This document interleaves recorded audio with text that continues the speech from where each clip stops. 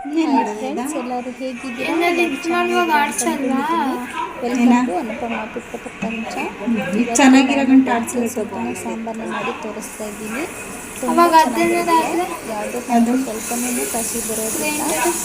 ಮಕ್ಕಳಿಗೆ ಏನಾದರೂ ದಪ್ಪ ಏನಾದರೂ ಜಾಸ್ತಿ ಆಗಿದ್ದರೆ ಈ ಥರ ನೀವು ಒಂದ್ಸಲ ಮೆಂತ್ಯ ಸೊಪ್ಪಲ್ಲಿ ಸಾಂಬಾರನ್ನ ಮಾಡಿಕೊಡಿ. ತುಂಬ ಇಷ್ಟಪಟ್ಟು ತಿಂತಾರೆ. ಕಫ ಎಲ್ಲ ಫುಲ್ಲು ಕ್ಲಿಯರ್ ಆಗುತ್ತೆ. ಯಾರು ಬೇಕಾದರೂ ಮಕ್ಕಳು ಅಂತಲ್ಲ, ದೊಡ್ಡವರು ಮುಂಚಿದ ತಿನ್ಬೋದು. ಕೆಮ್ಮಿಗೆ ಒಳ್ಳೆ ರಾಮಬಾಣ. ಬನ್ನಿ ಹೇಗೆ ಮಾಡೋದು ಅಂತ ನೋಡೋಣ.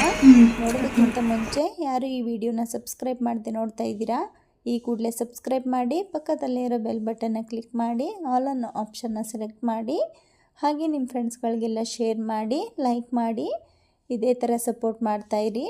ಬನ್ನಿ ಇವಾಗ ಹೇಗೆ ಮಾಡೋದು ಅಂತ ನೋಡೋಣ. ನೋಡಿ, ಇಲ್ಲಿ ನಾನು ಗಣಕೆ ಸೊಪ್ಪನ್ನು ಎಲೆ ಅಂಥದ್ದು ತುದಿ ಎಲ್ಲ ಬಿಡಿಸ್ಕೊಂಡಿದ್ದೀನಿ. ಕಡ್ಡಿ ಎಲ್ಲ ಹಾಕಬೇಡಿ, ಈ ಥರ ಎಲೆನೇ ಬಿಡಿಸ್ಕೊಳ್ಳಿ. ನೋಡಿ, ಇಲ್ಲಿ ನಾನು ತೋರಿಸ್ತಾ ಇದ್ದೀನಲ್ಲ, ಈ ಥರ ಹೂವೆಲ್ಲ ಇರುತ್ತೆ. ಆದಷ್ಟು ಈ ಥರ ಎಳೆದಾಗಿರೋ ಎಲೆನ ಬಿಡಿಸ್ಕೊಂಡು ಈ ಥರ ತೊಳೆದು ಇಟ್ಕೊಳ್ಳಿ. ನೀವು ಎಷ್ಟು ಪ್ರಮಾಣದಲ್ಲಿ ಮಾಡ್ತೀರಾ ಅಷ್ಟು ಸೊಪ್ಪನ್ನು ಯೂಸ್ ಮಾಡಿ.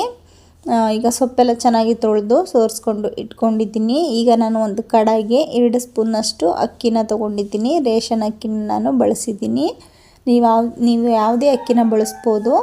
2 ಸ್ಪೂನ್ ಅಕ್ಕಿನ ಹಾಕ್ಕೊಂಡು, ಅಕ್ಕಿನ ಸ್ವಲ್ಪ ಫುಲ್ಲು ಕಲರ್ ಚೇಂಜ್ ಆಗಬೇಕು. ಆ ಥರ ನೀವು ಲೋ ಫ್ಲೇಮಲ್ಲೇ ಹುರ್ಕೋಬೇಕು. ಹೈ ಫ್ಲೇಮಲ್ಲಿ ಹುರ್ಕೋಬೇಡಿ. ಲೋ ಫ್ಲೇಮಲ್ಲೇ ಕಲರ್ ಚೇಂಜ್ ಆಗೋವರೆಗೂ ಹುರ್ಕೊಳ್ಳಿ. ನಾವು ಈ ಸಾಂಬಾರಿಗೆ ಯಾವುದೇ ಕಾರಣಕ್ಕೂ ಬೇಳೆ ಏನು ಬಳಸಿಲ್ಲ ಅಲ್ವಾ, ಹಾಗಾಗಿ ಸೊಪ್ಪನ್ನ ಬಳಸಿರೋದ್ರಿಂದ ಸ್ವಲ್ಪ ತಿಕ್ನೆಸ್ಸಿಗೆ ಅಕ್ಕಿನ ಹಾಕ್ತಾಯಿದ್ದೀನಿ. ಟೇಸ್ಟು ತುಂಬ ಚೆನ್ನಾಗಿರುತ್ತೆ. ಬಾಣಂತಿಯರಿಗೆ ಏನಾದರೂ ನೀವು ಈ ಥರ ಮಾಡಿಕೊಡ್ತಾಯಿದ್ರೆ ಅಕ್ಕಿನ ಬಳಸಿ. ನೋಡಿ, ಇವಾಗ ಅಕ್ಕಿ ಎಲ್ಲ ನಾನು ಹುರ್ಕೊಂಡಿದ್ದೀನಿ. ಸ್ವಲ್ಪ ಕಲರ್ ಚೇಂಜ್ ಆಗಿದೆ. ಈ ಥರ ಅಕ್ಕಿನ ಹುರ್ಕೊಂಡು ಒಂದು ಬೌಲಿಗೆ ಎತ್ತಿಟ್ಕೋತೀನಿ. ಇವಾಗ ನಾನು ಅದೇ ಕಡಾಯಿಗೆ ಒಂದು 3 ಸ್ಪೂನ್ನಷ್ಟು ಎಣ್ಣೆನ ಹಾಕೋತಾ ಇದ್ದೀನಿ. ಸೊಪ್ಪೆಲ್ಲ ಹುರಿಯೋದಕ್ಕೆ ಎಷ್ಟು ಎಣ್ಣೆ ಬೇಕೋ ಅಷ್ಟು ಹಾಕ್ಕೊಳ್ಳಿ. 3-4 ಸ್ಪೂನು ಹಾಕ್ಕೊಳ್ಳಿ. ಎಣ್ಣೆ ಕಾದ ನಂತರ ನಾನಿಲ್ಲಿ 1 ಸ್ಪೂನಷ್ಟು ಜೀರಿಗೆನ ಹಾಕೋತಾ ಇದ್ದೀನಿ. ಹಾಗೆ 2 ಗೆಡ್ಡೆ ಬೆಳ್ಳುಳ್ಳಿನ ಹಾಕೋತಾ ಇದ್ದೀನಿ, ನಾಟಿ ಬೆಳ್ಳುಳ್ಳಿ. ನೀವು ಫಾರಮ್ ಬೆಳ್ಳುಳ್ಳಿ ಯೂಸ್ ಮಾಡೋದಾದರೆ ಸಿಪ್ಪೆನ ತೆಗೆದು ಹಾಕ್ಕೊಳ್ಳಿ. ಹಾಗೆ 1 ಈರುಳ್ಳಿನ, ಮೀಡಿಯಮ್ ಸೈಜು ಈರುಳ್ಳಿನ ಹಾಕ್ಕೊಂಡಿದ್ದೀನಿ. ನೀವು ಬೆಳ್ಳುಳ್ಳಿನ ಎಷ್ಟು ಜಾಸ್ತಿ ಬಳಸ್ತೀರಾ ಅಷ್ಟು ಟೇಸ್ಟ್ ಚೆನ್ನಾಗಿರುತ್ತೆ. ಇದಕ್ಕೂ ಬಳಸಿ ನಾನು ಒಗ್ಗರಣೆಗೂ ಬಳಸ್ತಾ ಇದ್ದೀನಿ. ಹಾಗೆ ಅದಕ್ಕೋಸ್ಕರ ನಾನು 2 ಬೆಳ್ಳುಳ್ಳಿನ ಹಾಕ್ಕೊಂಡಿದ್ದೀನಿ. ನೀವು ಇನ್ನೂ 1-2 ಬೆಳ್ಳುಳ್ಳಿನ ಹಾಕೋಬೋದು, ಏನೂ ತೊಂದರೆ ಇಲ್ಲ. ನೋಡಿ, ಇವಾಗ ಈರುಳ್ಳಿ ಸ್ವಲ್ಪ ಫ್ರೈ ಆದ ನಂತರ ನಾನು ಇಲ್ಲಿ 1 ಟೊಮೊಟೊನ ಹಾಕೋತಾ ಇದ್ದೀನಿ. ಟೊಮೊಟೊ ಸೈಜು ಎಷ್ಟಿದೆ ನೋಡಿಕೊಂಡು ಹಾಕ್ಕೊಳ್ಳಿ. ನೀವು ಬಾಣಂತಿಯರಿಗೆ ಮಾಡೋದಾದರೆ ಟೊಮೊಟೊ ಏನು ಯೂಸ್ ಮಾಡಬೇಡಿ. ಸ್ವಲ್ಪ ಹುಣಸೆಹಣ್ಣನ್ನು ಹಾಕಿದ್ರೆ ಹುಳಿಗೆ ಎಷ್ಟು ಬೇಕೋ ಅಷ್ಟು ಹುಣಸೆಹಣ್ಣನ್ನು ಹಾಕ್ಕೊಂಡು ರುಬ್ಕೊಳ್ಳಿ. ನಾನಿಲ್ಲಿ ಟೊಮೊಟೊನ ಬಳಸಿದ್ದೀನಿ. 1 ಟೊಮೊಟೊ, ದಪ್ಪು ಟೊಮೊಟೊ ಆದರೆ 1 ಬಳಸಿ, ಚಿಕ್ಕ ಟೊಮೊಟೊ ಆದರೆ 2 ಹಾಕ್ಕೊಳ್ಳಿ. ಟೊಮೊಟೊ ಎಲ್ಲ ಸಾಫ್ಟ್ ಆಗಬೇಕು. ಸ್ವಲ್ಪ ಆ ಥರ ನೀವು ಹುರ್ಕೋಬೇಕಾಗುತ್ತೆ ಎಣ್ಣೆಯಲ್ಲಿ. ಸ್ವಲ್ಪ ಒಂದು 50% ಅಷ್ಟು ಸಾಫ್ಟ್ ಆಗಲಿ ಈರುಳ್ಳಿ ಟೊಮೊಟೊ ಎಲ್ಲ. ಈಗ ನೋಡಿ, ಈರುಳ್ಳಿ ಟೊಮೊಟೊ ಎಲ್ಲ ಸಾಫ್ಟ್ ಆಗಿದೆ, ಒಂದು 50%. ಇವಾಗ ನಾನು ಸೊಪ್ಪನ್ನ ಹಾಕೋತಾ ಇದ್ದೀನಿ. ನೀವು ಕಟ್ ಮಾಡಿನೂ ಸುದ ಹಾಕೋಬೋದು. ರುಬ್ಬೋದ್ರಿಂದ ಕಟ್ ಮಾಡಿ ಹಾಕೋ ಅವಶ್ಯಕತೆ ಇಲ್ಲ. ನಾನು ಹಾಗೆ ಡೈರೆಕ್ಟಾಗಿ ತೊಳೆದು ಹಾಕೋತಾ ಇದ್ದೀನಿ. ನೀವು ಎಷ್ಟು ಪ್ರಮಾಣದಲ್ಲಿ ಎಷ್ಟು ಜನಕ್ಕೆ ಮಾಡ್ತೀರಾ ಸಾಂಬಾರನ್ನ ಅಷ್ಟು ನೀವು ಸೊಪ್ಪನ್ನ ಹಾಕ್ಕೊಳ್ಳಿ. ಯಾವುದೇ ಕಾರಣಕ್ಕೂ ಕಹಿ ಬರೋದಿಲ್ಲ. ಈ ಥರ ಎಣ್ಣೆಯಲ್ಲಿ ಚೆನ್ನಾಗಿ ಆದಷ್ಟು ಫ್ರೈ ಮಾಡ್ಕೊಳ್ಳಿ. ಫ್ರೈ ಮಾಡಿಕೊಂಡ್ರೆ ಕಹಿ ಬರೋದಿಲ್ಲ. ನಾವು ಬೇಯಿಸ್ಬಿಟ್ಟು ಹಾಕ್ಕೊಂಡ್ರೆ ಅಷ್ಟು ಟೇಸ್ಟ್ ಚೆನ್ನಾಗಿರಲ್ಲ. ಈ ಥರ ನೀವು ಎಣ್ಣೆಯಲ್ಲಿ ಫ್ರೈ ಮಾಡಿಕೊಂಡು ಹಾಕ್ಕೊಳ್ಳಿ. ನೋಡಿ, ಇವಾಗ ಸ್ವಲ್ಪ ಫ್ರೈ ಆದ ನಂತರ ಸೊಪ್ಪೆಲ್ಲ ಎಷ್ಟು ಕಮ್ಮಿ ಆಗಿದೆ ಅಂತ ನೋಡಿ. ಈ ಥರ ಒಂದು 2 ನಿಮಿಷ 3 ನಿಮಿಷನಾದರೂ ನೀವು ಮೀಡಿಯಮ್ ಫ್ಲೇಮಲ್ಲಿ ಸೊಪ್ಪೆಲ್ಲ ಚೆನ್ನಾಗಿ ಫ್ರೈ ಮಾಡ್ಕೋಬೇಕು. ಆವಾಗ ಕಹಿ ಬರೋದಿಲ್ಲ. ನೋಡಿ, ನಾನು ಸೊಪ್ಪು ಎಲ್ಲ ಚೆನ್ನಾಗಿ ಫ್ರೈ ಮಾಡ್ಕೊಂಡಿದ್ದೀನಿ. ಈ ಥರ ನೀವು ಸೊಪ್ಪೆಲ್ಲ ಒಂದು 2-3 ನಿಮಿಷ ಫ್ರೈ ಮಾಡಿಕೊಂಡ್ರೆ ಸಾಕು. ಇವಾಗ ನಾನು ಸೊಪ್ಪೆಲ್ಲ ಚೆನ್ನಾಗಿ ಫ್ರೈ ಮಾಡ್ಕೊಂಡ್ಮೇಲೆ 1 ಕಪ್ಪಷ್ಟು ಹಸಿ ತೆಂಗಿನಕಾಯಿ ತುರಿನ ಹಾಕೋತಾ ಇದ್ದೀನಿ. ನೀವು ಕೊಬ್ಬರಿನ ಬೇಕಿದ್ದರೂ ಬಳಸ್ಬೋದು. ಕೊಬ್ಬರಿ ಹಾಕ್ಕೊಂಡ್ರೆ ಇನ್ನೂ ಟೇಸ್ಟ್ ಚೆನ್ನಾಗಿರುತ್ತೆ. ನಾನು ಇರಲಿಲ್ಲ, ಅದಕ್ಕೋಸ್ಕರ ಹಸಿ ಕೊಬ್ಬರಿನೇ ಬಳಸಿದ್ದೀನಿ. ನೀವು ಬಾಣಂತಿಯರಿಗೆ ಬಳಸೋದಾದರೆ ಒಣ ಕೊಬ್ಬರಿನ ಬಳಸಿ, ಹಸಿ ಕೊಬ್ಬರಿನ ಬಳಸಬೇಡಿ. ನೋಡಿ ಇವಾಗ ನಾನು ಹಸಿ ತೆಂಗಿನಕಾಯಿ ತುರಿನ ಹಾಕ್ಕೊಂಡು ಜಸ್ಟ್ ಒಂದು ಅರ್ಧ ನಿಮಿಷ ಬಿಸಿನಲ್ಲೇ ಫ್ರೈ ಮಾಡ್ಕೊತೀನಿ ಅಷ್ಟೇ. ತೆಂಗಿನಕಾಯಿ ಹಾಕೊಂಡ್ಮೇಲೆ ಏನು ನೀವು ಫ್ರೈ ಮಾಡೋ ಅವಶ್ಯಕತೆ ಇಲ್ಲ. ನೋಡಿ ಇವಾಗ ನಾನು ಫ್ಲೇಮ್ನ ಆಫ್ ಮಾಡಿಬಿಟ್ಟು ಒಂದು ಸಲ ಚೆನ್ನಾಗಿ ಈ ಥರ ಮಿಕ್ಸ್ ಮಾಡಿಕೊಂಡು ಸ್ವಲ್ಪ ರುಬ್ಬೋದಕ್ಕೆ ತಣ್ಣಗಾಗೋದಕ್ಕೆ ಬಿಡ್ತೀನಿ. ಬಿಸಿನಲ್ಲೇ ರುಬ್ಬೋದಕ್ಕಾಗಲ್ಲ ಅಂತ ಅಷ್ಟೇ. ಸ್ವಲ್ಪ ತಣ್ಣಗಾದ್ಮೇಲೆ ನೀವು ಮಿಕ್ಸಿ ಜಾರ್ಗೆ ಹಾಕ್ಕೊಂಡು ರುಬ್ಕೊಳ್ಳಿ. ನೋಡಿ ನಾನು ಸ್ವಲ್ಪ ತಣ್ಣಗಾದ್ಮೇಲೆ ನಿಮಗೆ ತೋರಿಸ್ತಾ ಇದ್ದೀನಿ. ಈ ಥರ ಸ್ವಲ್ಪ ತಣ್ಣಗಾದ್ಮೇಲೆ ಬೆಚ್ಚಗಿದ್ರೆ ಸಾಕು. ಈ ಥರ ತಣ್ಣಗಾದ್ಮೇಲೆ ನಾನಿಲ್ಲಿ ಒಂದು ಮಿಕ್ಸರ್ ಜಾರ್ಗೆ ಫ್ರೈ ಮಾಡಿರೋದೆಲ್ಲ ಫುಲ್ಲು ಹಾಕೋತಾ ಇದ್ದೀನಿ. ನೋಡಿ ಇವಾಗ ನಾನು ಫ್ರೈ ಮಾಡಿರೋ ಸೊಪ್ಪು, ಈರುಳ್ಳಿ, ಬೆಳ್ಳುಳ್ಳಿ, ಟೊಮೊಟೊ ಎಲ್ಲ ಮಿಕ್ಸರ್ ಜಾರ್ಗೆ ಹಾಕ್ಕೊಂಡಿದ್ದೀನಿ. ಆವಾಗಲೇ ನಾನು ಅಕ್ಕಿನ ಹುರ್ಕೊಂಡಿದ್ನಲ್ಲ ಅದನ್ನು ಸುದ್ದ ಹಾಕೋತಾ ಇದ್ದೀನಿ. ಹಾಗೆ 1 ಸ್ಪೂನಷ್ಟು ಬೇಳೆ ಸಾಂಬಾರು ಪೌಡರು, ಸ್ವಲ್ಪ ಕೊತ್ತಂಬರಿ ಸೊಪ್ಪು, ನೀವು ಮನೆಯಲ್ಲಿ ಮಾಡಿಸಿರ್ತೀರಲ್ಲ ಬೇಳೆ ಸಾಂಬಾರು ಪೌಡರು ಅದನ್ನು ಹಾಕ್ಕೊಳ್ಳಿ. ನಾನು 1 ಸ್ಪೂನ್ ಹಾಕಿದ್ದೀನಿ. ನೀವು ಖಾರಕ್ಕೆ ಅನುಗುಣವಾಗಿ ಹಾಕ್ಕೊಳ್ಳಿ. ನಿಮ್ಗಿನ್ನೂ ಖಾರ ಏನಾದರೂ ಬೇಕು ಅನಿಸಿದ್ರೆ ಒಣಮೆಣ್ಸಿನ್ಕಾಯಿನ ನೀವು ಫ್ರೈ ಮಾಡೋವಾಗ ಬಳಸ್ಬೋದು. ನಾನೇನು ಖಾರ ಜಾಸ್ತಿ ತಿನ್ನಲ್ಲ, ಅದಕ್ಕೋಸ್ಕರ ನಾನು ಹಸಿಮೆಣ್ಸಿನ್ಕಾಯಿ ಆಗಲಿ ಒಣಮೆಣ್ಸಿನ್ಕಾಯಿ ಆಗಲಿ ಬಳಸಿಲ್ಲ. ಬರೀ ಸಾಂಬಾರು ಪೌಡರ್ ಮಾತ್ರ ಬಳಸಿದ್ದೀನಿ. ಅದಷ್ಟನ್ನು ಹಾಕ್ಕೊಂಡು ಚೆನ್ನಾಗಿ ನುಣ್ಣಗೆ ರುಬ್ಕೊಳ್ಳಿ. ಈಗ ನಾನು ಒಗ್ಗರಣೆ ಮಾಡೋದಕ್ಕೆ ಅದೇ ಕಡಾಯಿಗೆ 1-2 ಸ್ಪೂನಷ್ಟು ಎಣ್ಣೆ ಹಾಕ್ಕೊಂಡು ಸಾಸಿವೆ ಹಾಗೆ ಕರಿಬೇವಿನ ಸೊಪ್ಪನ್ನ ಹಾಕೋತಾ ಇದ್ದೀನಿ.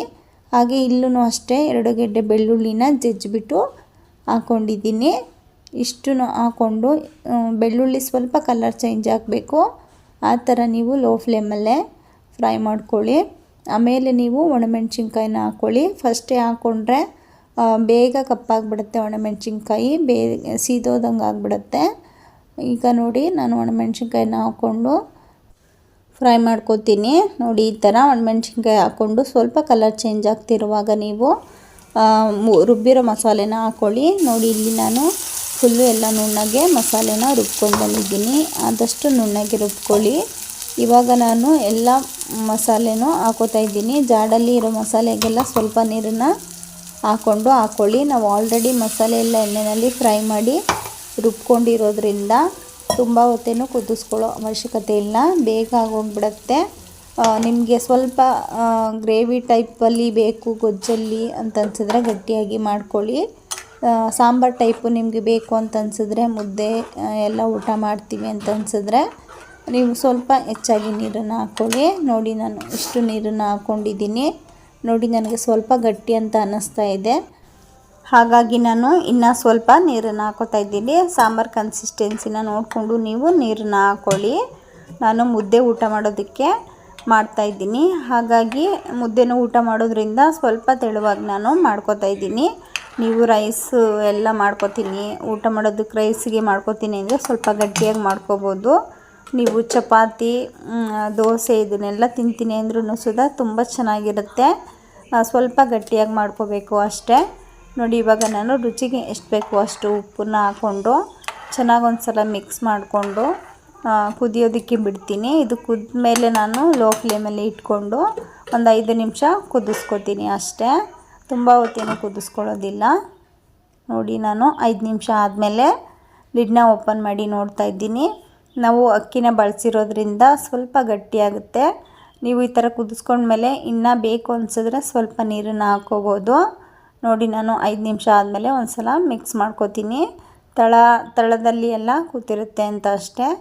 ನೋಡಿ ಈ ಥರ ಒಂದು ಸಲ ಮಿಕ್ಸ್ ಮಾಡಿಕೊಂಡು ಪುನಃ ಒಂದು 5 ನಿಮಿಷ ಲೋ ಫ್ಲೇಮಲ್ಲಿ ಕುದಿಸ್ಕೋತೀನಿ ಅಷ್ಟೇ.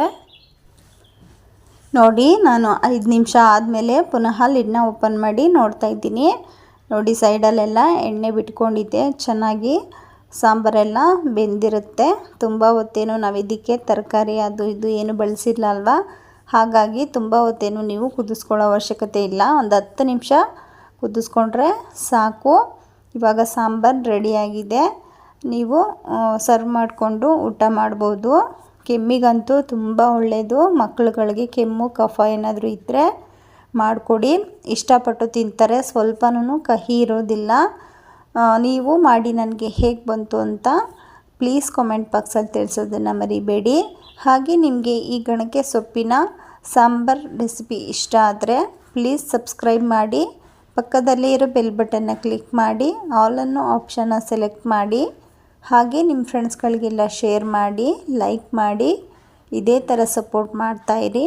ಹಾಗೆ ನಿಮಗೆ ಯಾವುದೇ ರೆಸಿಪಿ ವಿಡಿಯೋ ಬೇಕು ಅಂದರೂ ನನಗೆ ಕಾಮೆಂಟ್ ಬಾಕ್ಸಲ್ಲಿ ತಿಳಿಸಿ, ನಾನು ನಿಮಗೆ ಮಾಡಿ ತಿಳಿಸ್ತೀನಿ.